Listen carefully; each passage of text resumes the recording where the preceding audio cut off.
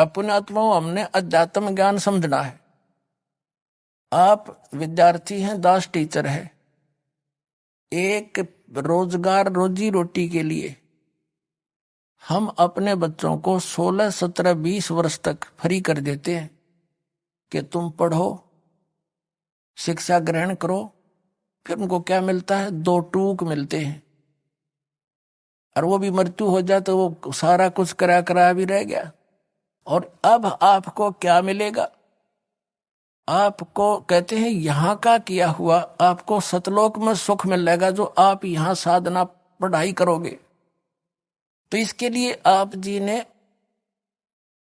कुछ समय देना पड़ेगा भगवान के लिए, और समय वो देगा जिसके आप पक्की समझ में आ जाएगी। जैसे हमने अपने बच्चों को 20 वर्ष दे दिए, ये पक्की जचगी हमारा कि ये पढ़ेगा तो कुछ प्राप्त करेगा, तो नो डाउट एक रूटीन सा बन गया फिर सबका।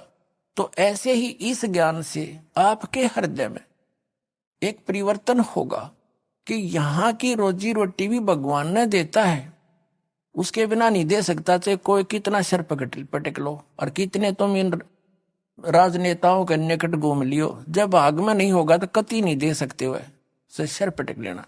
और देना भगवान ने 2 रोटी चाहिए, हमने घनी बकवाद देंगे, आवश्यकता नहीं रहेगी, महसूस नहीं होगी। अब ये ड्रेस आपको मिली है ना, या ड्रेस मनुष्य वाली, ये विद्यार्थी की ड्रेस है इस पृथ्वी पर।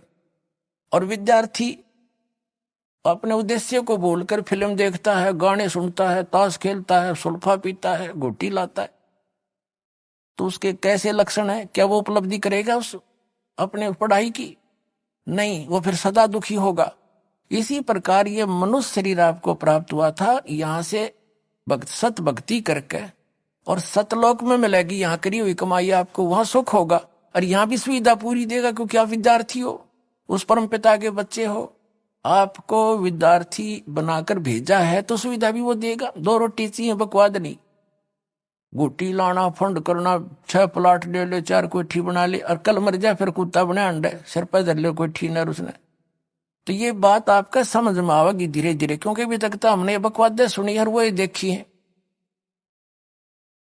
तो इस प्रकार परमात्मा ने ये शरीर इसलिए दिया आपको कि आप विद्यार्थी हैं, और सब इसको पुनः सोचो इस बात पर।